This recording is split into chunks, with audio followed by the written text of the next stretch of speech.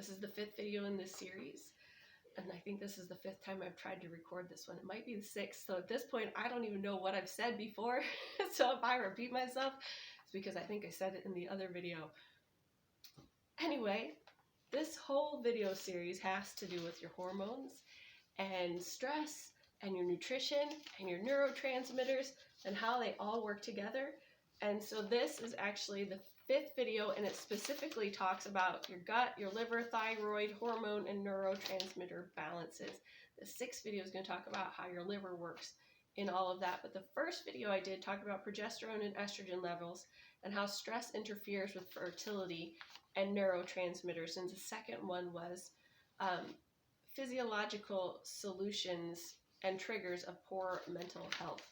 The third is serotonin, dopamine, norepinephrine, and GABA explained, and those are the neurotransmitters that are often dealt with when you're given a prescription for mental health.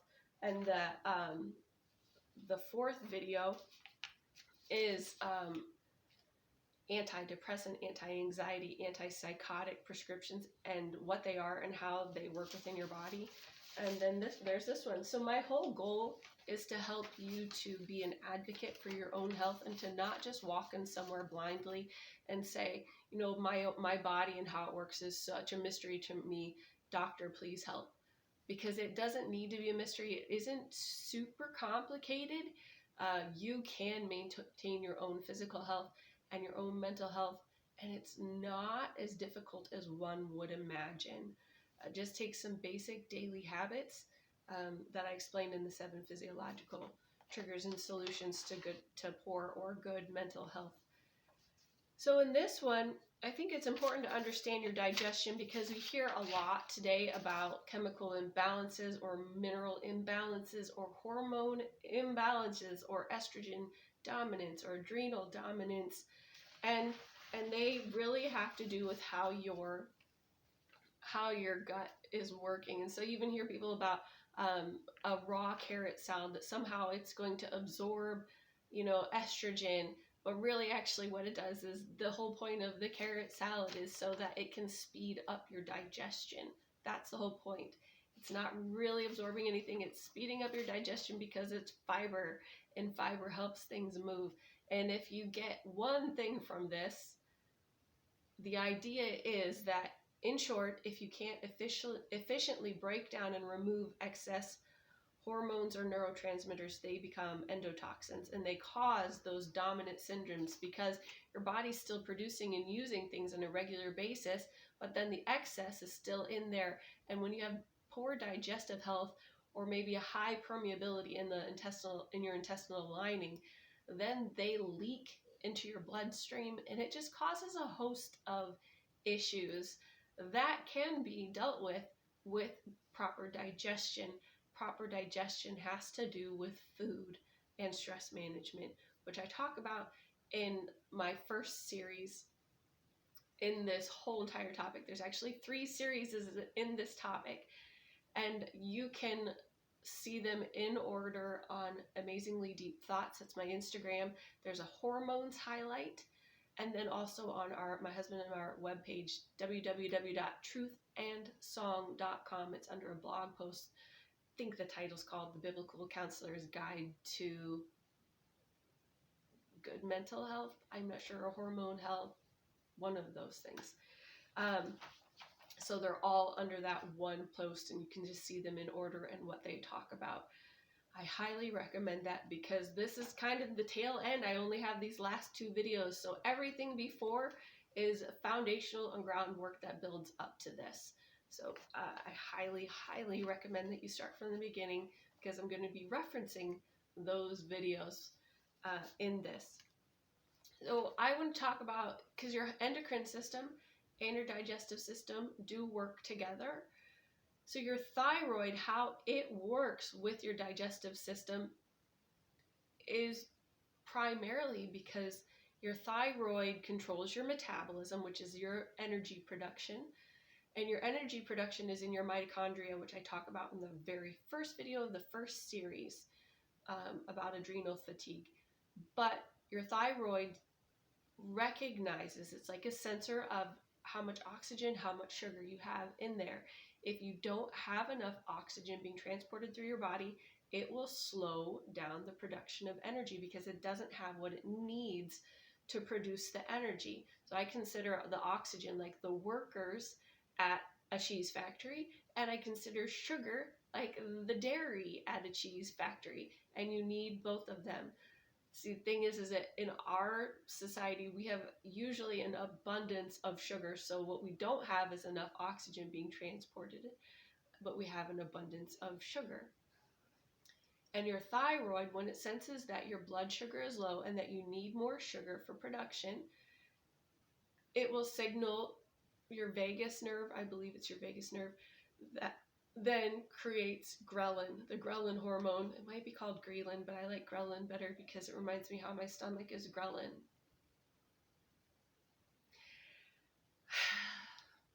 Anyway, so when my stomach growls, it's actually my thyroid saying your blood sugar is low, you need to go eat something. And I highly recommend the carb balancing approach, which I've talked about a lot. And that's probably, you can, if you really want to get in depth in that, it's in the second video of that first series talking about PCOS, insulin resistance, and your sugar balance. So you should eat a balanced snack or a balanced meal at that point. And then your body has the chance to absorb some simple carbs, simple sugars, and hopefully in that balanced snack or dinner, you also are eating something that has fiber and vitamins in it, because your body really, really needs fiber and vitamins for good digestion to get everything out of there. I just want to pause for a moment to say that if you don't have a gallbladder, and your doctor didn't tell you that you need bile salts because your gallbladder's been removed, join the crowd. I have a friend who's studying nutrition right now, and she told me that, and I thought, oh, I have learned something new. This is so exciting, because I've been studying nutrition for about 13 years, and it was a new concept. And your liver and your gallbladder work together and create bile salts. So that what they do is that they break down the fat, and then the fat and the carbs and the proteins, they work together. They keep your blood sugar stable, and then your fat helps you to absorb and process your fat-soluble vitamins that your liver uses, the A, C, E, and K, and D. I could be wrong there. I think one of those is probably a water-soluble vitamin. Anyway, moving on. So you have eaten a snack and your body's like, yes.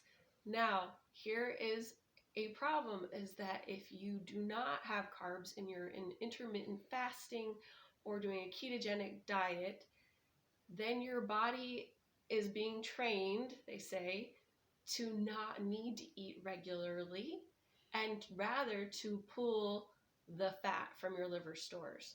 Your fat from your liver stores are actually there for survival.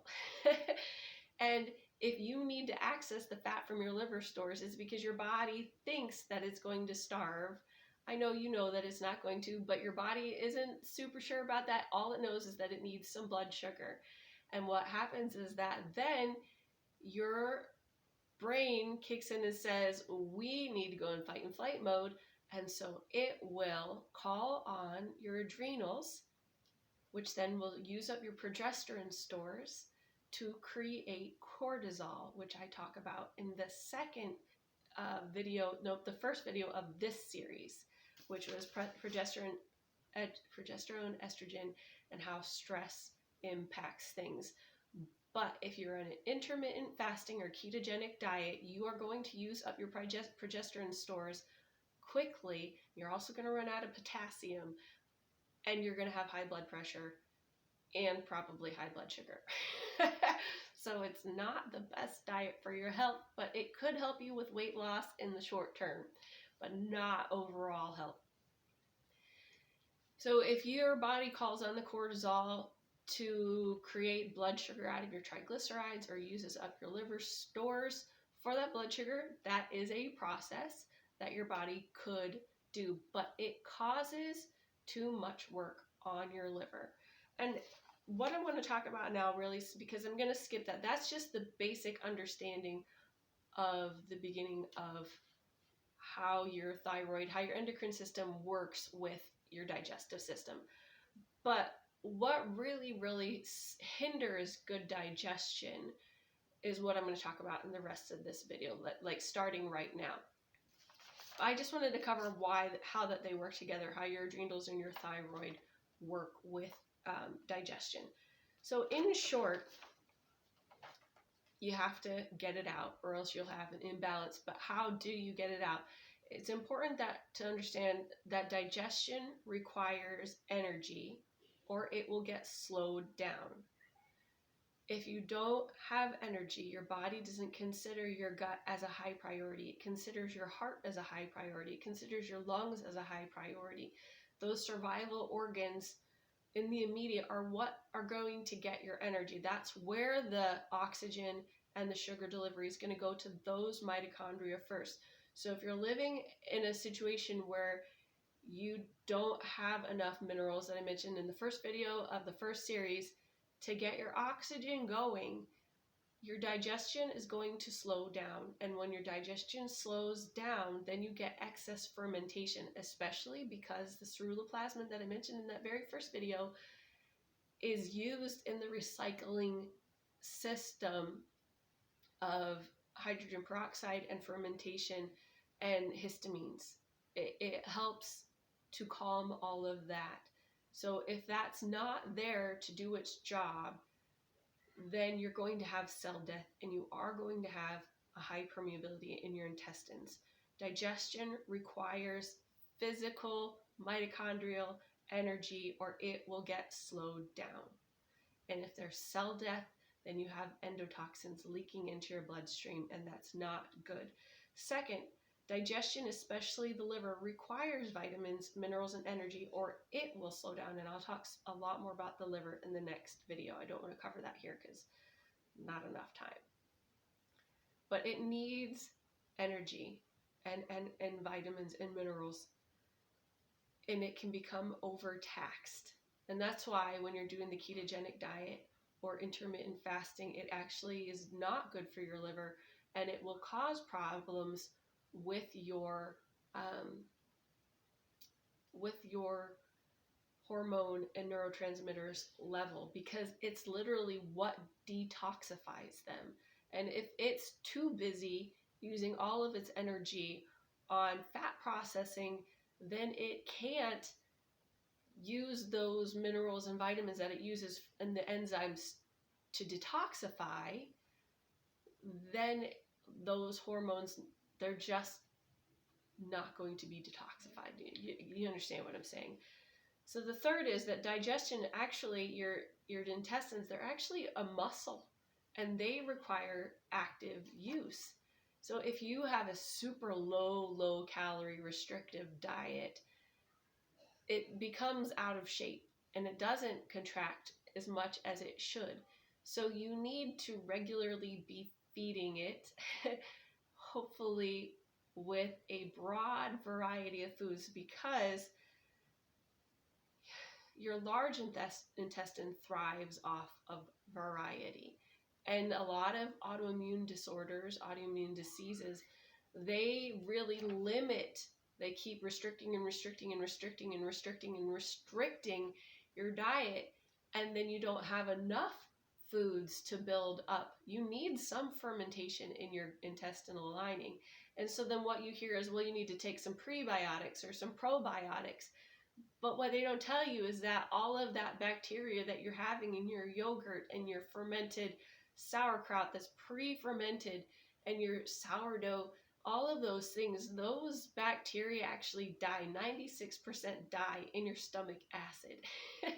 So it's a big farce. It doesn't work. What you do need is a broad variety of things, not just 3 strains of bacteria.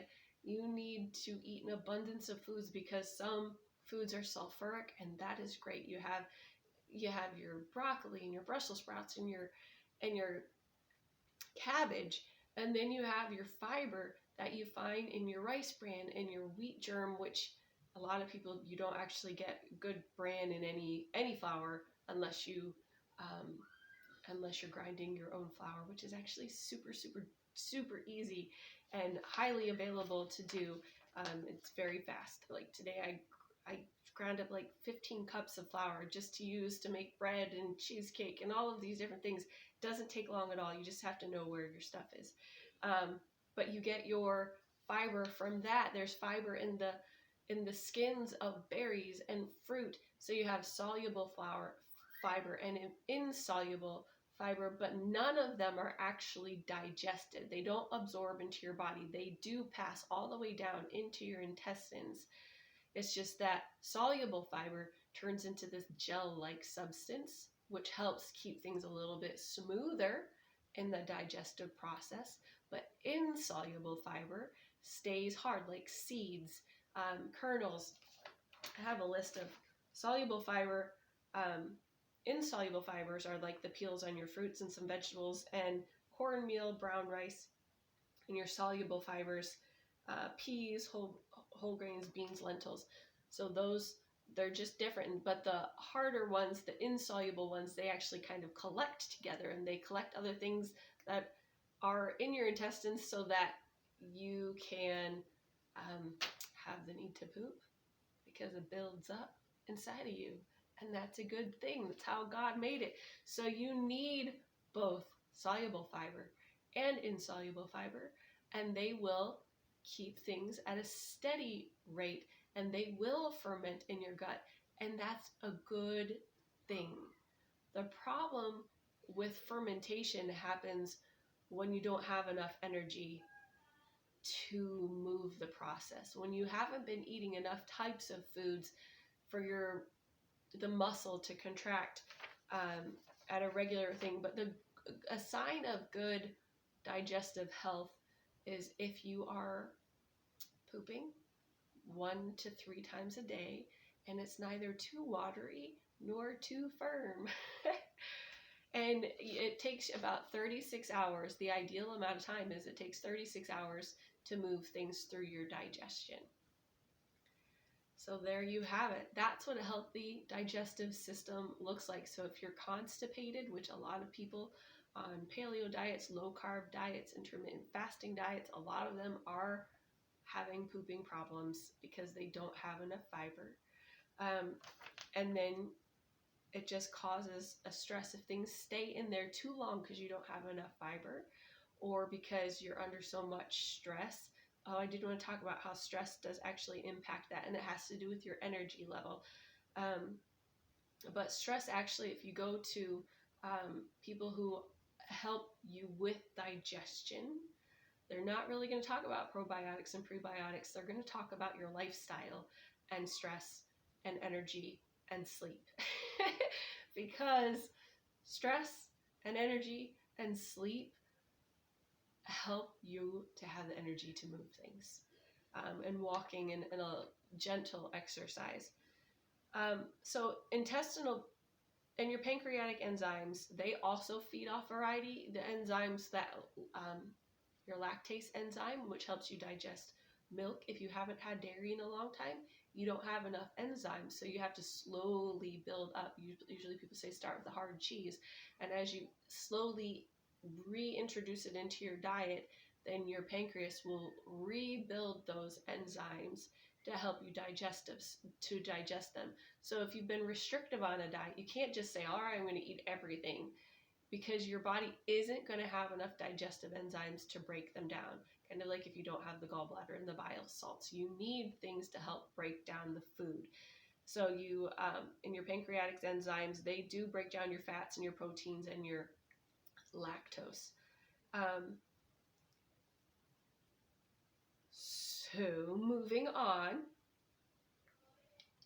you need to have the energy from your mitochondrial health to actually go to your digestive system. You need the variety in your foods to create those digestive enzymes. You need a variety of minerals and vitamins for your liver, and you need a variety of types of fiber to keep things smoothly moving along. But none of that matters if your mitochondrial health, if you have too much stress and your body is using up stress. The definition of stress is when you don't have enough energy to meet the demands of your daily life requirements.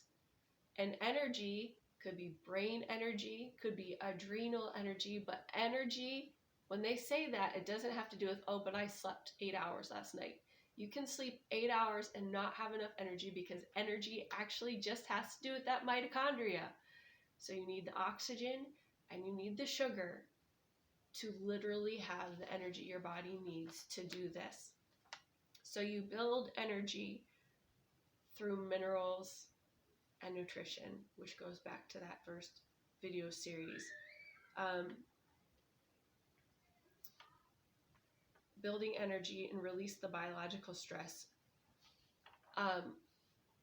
So yes, there's the mitochondrial stress, but also I talk about this, I think it's in the fourth video or the third and fourth video of that first series, talking about your nervous system and how you have to deal with the actual real life stressors, like somebody in your family who every time you see them, your body, oh no, I'm going to have to deal with them. Oh no, I'm going to have to talk with them. Somebody, a coworker like that, a child who's chronically causing contention, cast out the scorner, into contention shall go out, yea, strife and reproach shall cease. Those triggers that cause that fight or flight mechanism to go off. If you're in continual tenseness, your body will use up your energy and you will have adrenal fatigue. And your body, not only that, then we're going to go back to the liver and what the liver has to do with your adrenals and that side of energy. But your body will release emotional stressors and they will draw all the blood away from your intestines and to go to your brain and towards those survival mechanisms. So if you're in that fight or flight mode where you have a real life, oh no, oh, how do I deal with it? Oh, I'm going to go home and my spouse is going to yell at me. Oh, I'm going to do this. And you just have something like that in your life and you haven't learned how to deal with that and calm your nervous system, your body's going to draw away the blood from your intestines. So it is multi-layered and it really has to do with those steps in that first video series. Let's see, is there anything else? Too much or not enough water, liver cell damage, your gut thrives off variety, emotional experiences. Gut is not essential for survival of the hydrogen peroxide from the mitochondria and the ceruloplasmin, not enough fiber or too much high sugar. Because just a high sugar does ferment a lot more easily. So if you don't have enough fiber to keep things smooth, literally and figuratively, but you have a lot of sugars and a lot of processed sugars, then it's just going to sit in there and you're going to have crazy gas. And, and it can get to where a really super long fermentation. And then the yeast builds up pathogens, and then iron feeds off of pathogens, and then you have iron accumulation, and that all goes back to that first video series. And this all makes an environment where energy is low, digestion is slow, and toxins are high, high permeability from cell death in the intestinal lining. And then when that happens, then your hormones don't leave your body, and you have dominance of one that shouldn't be there. So the next, I don't know if that's just explaining how it all works. And so what can you do? I hope that this helped you to see that it's about everything in that very first video series about minerals and nutrition and stress management. So that is the solution. That first video series is the solution to how to have good digestion. And it's always the same things.